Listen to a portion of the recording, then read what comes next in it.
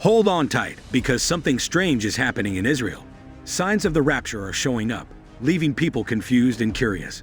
Let's explore this interesting topic and uncover the mysterious events in Israel. Mysterious booms echoed throughout central Israel, puzzling many. Similar sounds, known as Sky Trumpets or Sky Quakes, have been reported globally. People from different countries shared experiences of weird noises that seem to come from the sky or beneath the earth. What makes these sounds creepy is that most of them have never been heard before. Some say the sounds are like musical instruments, with an eerie quality, groaning resonance, and metallic vibrations. Now, could these sounds be a sign of something big? Are they signaling the end times or a final call, with connections to biblical prophecies mentioning trumpets? To understand, let's look at what trumpets are like in biblical contexts. In the book of Revelation, there are 7 trumpets, each sounded by an angel, signaling significant events. These trumpets follow the breaking of the 7th seal, revealing catastrophic occurrences in John of Patmos' visionary experience. The last 3 trumpets, often called the woe trumpets, mark distressing events. The significance of trumpet sounds goes back to the Israelites' exodus from Egypt. God told Moses to make 2 silver trumpets called the chazen. These were different from the traditional shofar, made from a ram's horn. The first trumpet blast caused a devastating phenomenon, with hail, fire, and blood raining down, burning up 1/3 of all trees and green grass on earth. After the first trumpet in Revelation 8-7, the second trumpet brought another catastrophe. A massive burning mountain fell into the sea, turning 1/3 of the ocean into blood. This event destroyed 1/3 of all sea life and ships. With the third trumpet, Revelation chapter 8, verses 10-11, a star named Wormwood fell from the sky. This star poisoned 1/3 of the planet's freshwater sources, like rivers and springs, causing many to die from the bitterness of the contaminated water. The fourth trumpet brought darkness. 1/3 of the light from the sun, moon, and stars was extinguished, causing complete darkness for 1/3 of the day and night.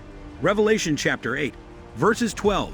This was the last trumpet before the 3 woes, the 5th, 6th, and 7th trumpets. The 5th trumpet marked the beginning of the first woe. An angel proclaimed 3 times woe to those on earth. A personified star fell from heaven, unlocking the bottomless pit. Smoke emerged, darkening the air, and locusts with scorpion-like tails were released, tormenting those without the seal of God on their foreheads for 5 months. Revelation chapter 9, verses 1-12. The 6th trumpet, the second woe, saw 4 angels released from the Euphrates River, leading an army of 200 million mounted troops. These horsemen unleashed plagues of fire, smoke, and brimstone, killing 1/3 of humanity. Revelation chapter 9, verses 13-19. The 7th trumpet marked the 3rd and final woe, proclaiming the establishment of God's everlasting kingdom. Revelation chapter 11, verses 15. Interpretations in Christian eschatology suggest that these trumpets serve as wake-up calls, signaling more disastrous plagues with each blast. The 7th trumpet, however, brings no plague. Its purpose is to give glory to God and announce His kingdom. The preterist view connects these trumpet blasts to events during the Jewish wars, considering them as warnings and war signals against apostate Israel. Scientists think the Great Burning Mountain mentioned in Revelation chapter 8, verses 8 could be caused by an impact event from a near-Earth object. Post-tribulation Christians argue that the 7th trumpet, mentioned in 1 Corinthians chapter 15, verses 52, is the last, correlating with events in Isaiah chapter 27, verses 13, Matthew chapter 24, verses 29-31, and 1 Thessalonians chapter 4, verses 16. They believe this supports the idea that the rapture will happen after the tribulation, during the 7th trumpet sound. In this view, it's a time when Jesus rules forever, rewarding the righteous and judging the wicked. The Third Temple's reconstruction in Jerusalem is considered the first sign of the rapture in Israel. Since 1987, the Temple movement, led by Gerson Salomon and supported by Orthodox Jews, has been working towards rebuilding the temple. A recent discovery of an ancient temple beneath the Temple Mount has changed previous assumptions about the site's history. In pre-state Israel, the department teamed up with Muslim clerics to study a collapsed mosque. But some of Robert Hamilton's findings were left out to avoid upsetting the Muslim community. Now, almost 80 years later, Israeli archaeologists have re-examined the hidden discoveries and uncovered a Jewish mikveh from the Second Temple era, along with other small items that provide insight into Jerusalem's history. In another development, the recent appearance of 5 red heifers in Israel has sparked discussion, especially among Christians who see it as a sign of the end times. These heifers meet the requirements outlined in the Mosaic Law for sacrifice in Numbers 19. Many Christians believe in the prophecy that a third temple will be built in Jerusalem during the end times, and the arrival of these red heifers fuels speculation about the possible fulfillment of this prophecy.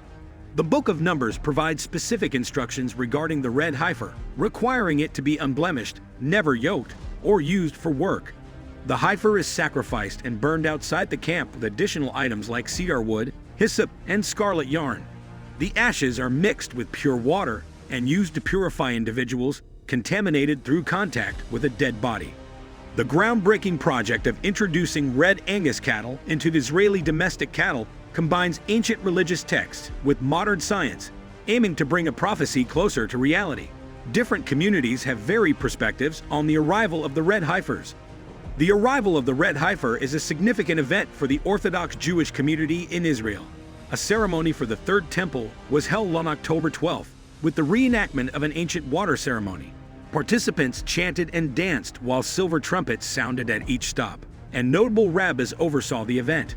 A golden water jug was used to collect water, and a model altar and utensils decorated with large leafy branches were set up at the mountain summit. The ceremony concluded with the priestly blessing and the Hakel ceremony, occurring every 7 years. Although the water libation isn't explicitly mandated by the Torah, it's part of Moses' oral tradition and is considered a joyful holiday in the temple. The ceremony lasted for 15 hours, and celebrations continued throughout the night until the next morning when the temple service resumed. People from around the world participated, turning it into an international day of worship. During the final 6 days of the Sukkot holiday, the water libation took place alongside the pouring of wine. The Kohanim filled a flask with spring water, journeyed from the temple to the Shiloh spring at the base of Mount Moriah, ascended the stone altar in the temple's inner courtyard, and poured wine and water into designated holes created for this ceremony. The article then ends with an invitation for comments on the mysterious rapture signs happening in Israel. The events in Israel, from hidden archaeological treasures to the arrival of red heifers, blend ancient prophecies with modern endeavors.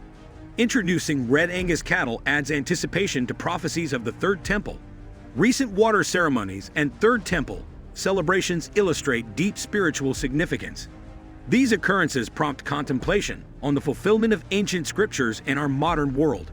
As we explore the mysteries and prophecies surrounding these events, the interplay between past and present in Israel remains captivating. Share your thoughts below and subscribe for updates on intriguing topics. Thank you for joining us on this journey.